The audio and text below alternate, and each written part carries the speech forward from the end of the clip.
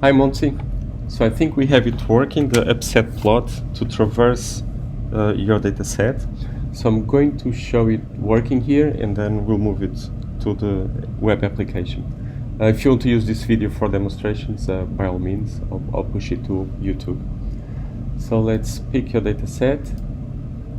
There they are. And I'm going to go down the list of parameters we talked about.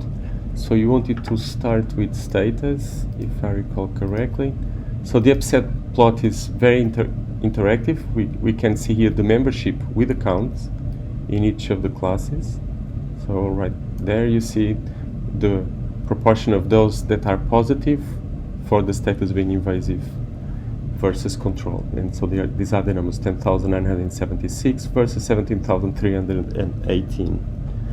Next, you wanted to see family history, so you just have to click on the link. There it is. And now you can look at combinations of having negative, positive, or one or the other. I'm going to add a few more, so then you'll see how the sorting allows you to zoom in. So next, you wanted to see the study.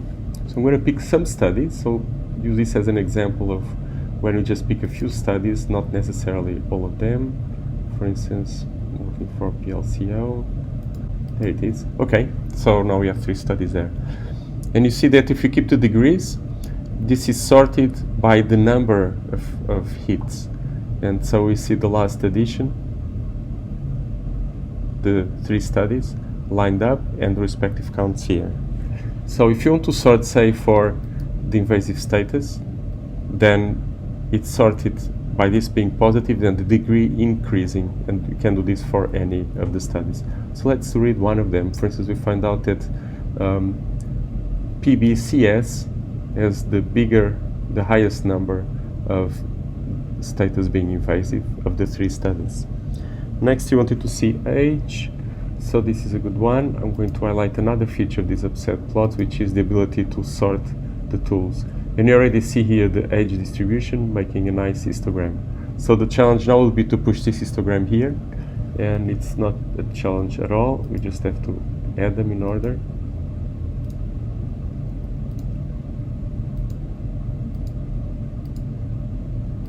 And there we are. So we have our histogram here.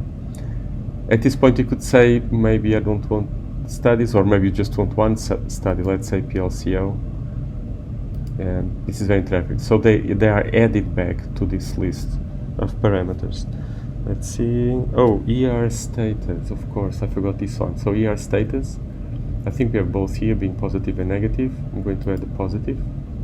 There we are. So now I could say I only want the ER status positive samples, and maybe then only those that have invasive status. When the queries become very complicated, you can always change the scale, by the way. It may be useful to write your own query.